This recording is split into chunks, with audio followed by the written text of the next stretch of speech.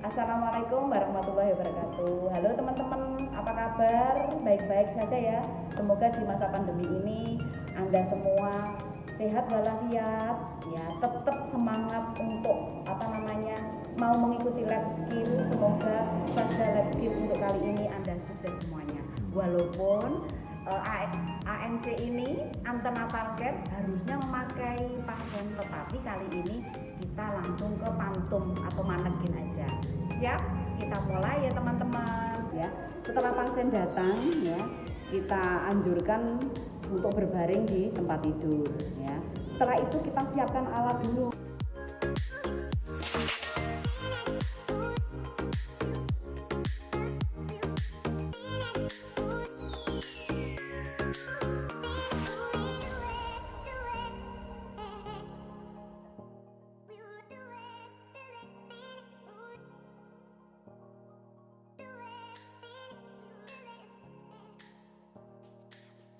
Leopard 1 ya, fungsinya adalah untuk mengetahui ya bagian apa yang di atas fundus uteri, untuk mengetahui usia kehamilan, serta untuk mengetahui bagian apa yang ada di atas fundus, bisa bokong maupun bisa kepala.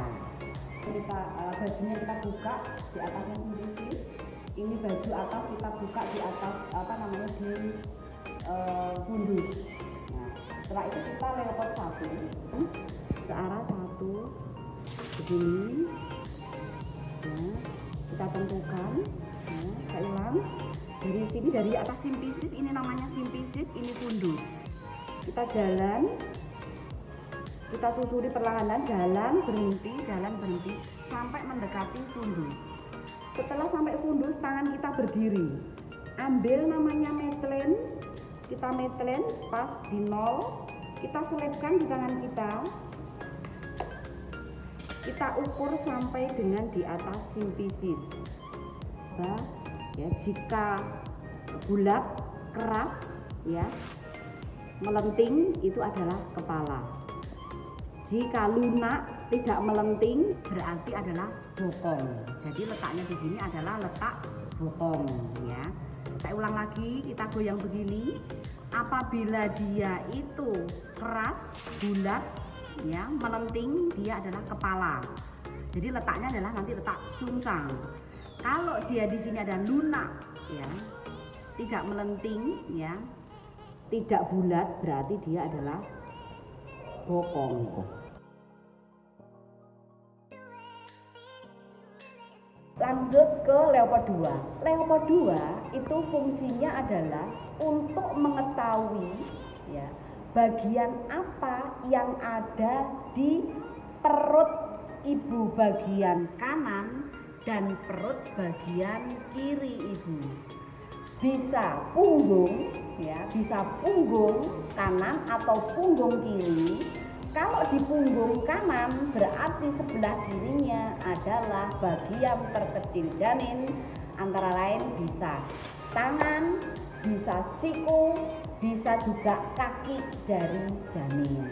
Sama seperti Leopard 1, tangan kita bergerak dari simplisis mengarah ke atas.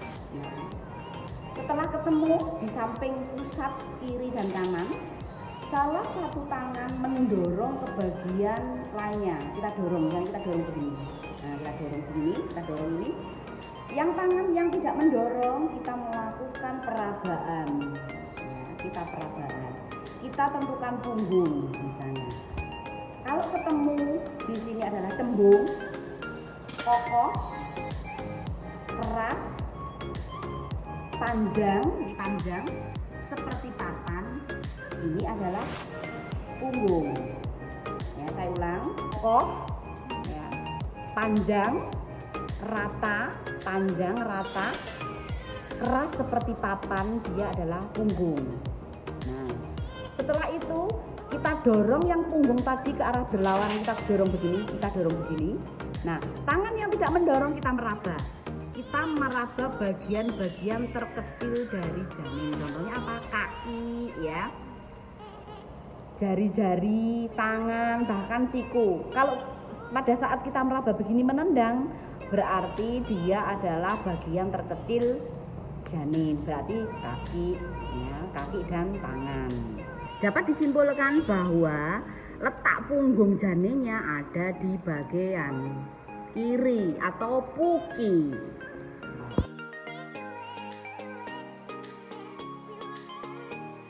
Untuk Leopard 3 itu fungsinya adalah untuk mengetahui bagian apa yang ada di atas simfisis dan bagian bawah tadi sudah masuk di pintu atas panggul atau belum. Kaki tetap kita tekuk ya, fleksikan. Kita tetap menghadap ke ibu ya, seperti Leopard 1 dan Leopard 2. Jadi mengetahui bagian apa yang ada di bawah ini ya, di bawah ini ya, dan bagian bawah ini sudah masuk seberapa. Kita jalan begini ya. Nah, setelah itu ketemu di fundus, tangan kita seperti fundus ini agak mendorong ke bawah.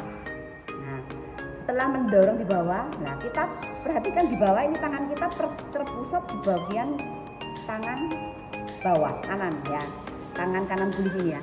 Nah, kita coba goyangkan ya, kita pegang dulu. Kalau di sini adalah bulat keras ya, bulat keras ya, melenting, berarti dia adalah kepala ya. Kalau di sini teraba apa namanya lunak ya, lunak tidak simetris ya, tidak simetris berarti dia adalah bokong ya. Untuk mengetahui berarti ini tadi kalau ini adalah keras bulat ya, berarti dia adalah kepala, sambil diginikan, digoyang-goyangkan sedikit. Untuk mengetahui bahwa dia masuk PAP atau belum, pintu atas panggul atau belum, nah ini kita pegang bagian bawah, lalu kita goyangkan. Nah, misalnya kalau kita waktu kita pegang bagian bawah, kita gerakkan, kita goyangkan bagian bawah. Kalau masih ada goyang-goyang yang bisa digerakkan, berarti kepala atau bagian bawahnya belum masuk pintu atas panggul.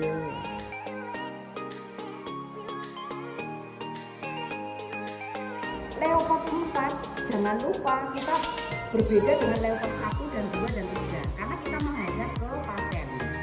Nah, sekarang Leopard 4 adalah kita menghadap ke kaki pasien, sehingga kaki pasien harus diluruskan. Ya, kita luruskan. Bu, permisi, kita luruskan dulu ya kakinya. Nah, setelah itu kita menghadap ke kaki pasien. Fungsinya adalah Leopard 4 adalah fungsinya adalah untuk mengetahui seberapa jauh bagian bawah tadi masuk pintu atas panggul. Kita berjalan dari arah fundus perlahan-lahan, sama seperti Leopard 1, 2, dan 3, perlahan-lahan sampai kita ketemu di atas simfisis ya, di atas simfisis ini simfisis ya, pintu atas panggulnya di sini. Nah, setelah itu kalau tangan kita itu ya, tangan kita itu ketemu begini artinya adalah konvergen ya, konvergen. Tangan kita ketemu konvergen dalam arti kepala belum masuk pintu atas panggul. Artinya dalam kehamilan ini berarti ya, kepala janin atau bagian bawah belum masuk pintu atas panggul. Kalau jika tangan kita tidak bertemu seperti ini ya, tidak bertemu begini, artinya adalah divergen ya.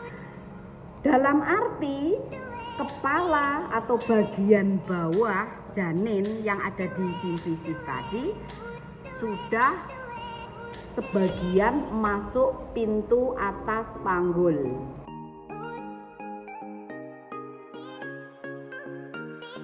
Teman-teman, kalau kita sudah melakukan Leopard 1, 2, 3, dan 4 ya, kita lanjutkan untuk mendengarkan BJJ, detak jantung janin.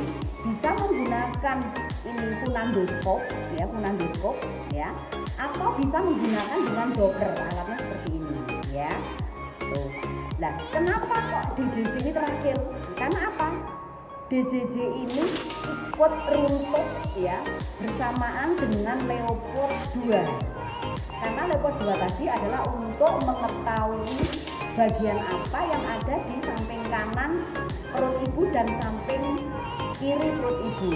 Kalau kita tadi misalnya punggungnya adalah kanan ya, punggung kanan, berarti kita mendengarkan tadi adalah juga di kanan atau di punggung kanan, berarti kita di bagian kanan ibu. Kalau di kiri berarti di kiri ibu. Gitu ya. Jadi langsung kakinya bersamaan dengan Leopold IV, kakinya diluruskan. Punggung kiri ini tangannya ibu sebelah kiri, berarti ini punggung kiri. Kalau kanan adalah punggung kanan. Tapi ketemunya adalah di punggung kiri. Kita tempatkan funendoskop ya. Kita tempatkan funendoskop di bawahnya pusat. Ya, di bawahnya pusat. Sudah sudah terpasang di bagian bawah ya, bagian pusat ibu. Lah tangan kita meraba nadi ibu. Tangan kita meraba nadi ibu di bagian apa? Radialis. Pusat perut ibu di bagian bawah sebelah kiri, karena tadi letaknya adalah puki atau punggung kiri. Kita raba nadinya ibu ini, seumpama tangannya ibu kita raba begini ya, kita raba, kita cari dulu denyut nadi radialis yang keras. Setelah itu kita mencoba untuk mendengarkan ya, mendengarkan seperti ini. Kalau kita sudah mendengarkan, anjurkan tangan ini lepas dari funendoskop, kita lepas biar tidak sama dengan denyut nadi kita. Nah, kalau di ibu sama dengan DJJ itu berarti bukan DJJ ya. Kalau DJJ itu harusnya lebih cepat dari denyut nadi ibu ya. Setelah itu kita pastikan ya sudah pasti DJJ, kita dengarkan, kita lepas, tangan kita lepas, kita ambil jam tangan, kita perhatikan denyutannya, kita hitung 15 detik. Misalnya 1, 2, 3, 4, 5, 6, 7, 8, 9, 10, 11, 12, 13, 14, 15, 16, 17, 18, 19, 20, 21, 22, 23, 24, 25 ya. Misalnya nak, di dalam denyutannya tadi adalah berapa? 25, kita kalikan 4. 25 kali 4 adalah 100. Padahal kita tahu bahwa denyut nadi atau denyut jantung janin itu adalah normalnya 120 ya sampai 100 berapa? 40 ya. Itu berarti kita harus tahu normalnya dulu ya. Misalnya bukan 100, misalnya normal kita dapat adalah misalnya 130. Ya sudah, hasilnya kita tulis. Sudah paham ya teman-teman sampai sini ya.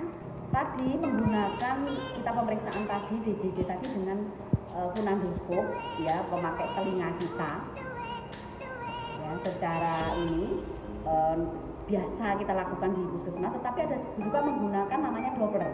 Nah, sebelum kita makan Doppler perut ibu ini ya, dikasih jeli dulu. Jadi untuk pelicin jelinya terus kita usapkan begini.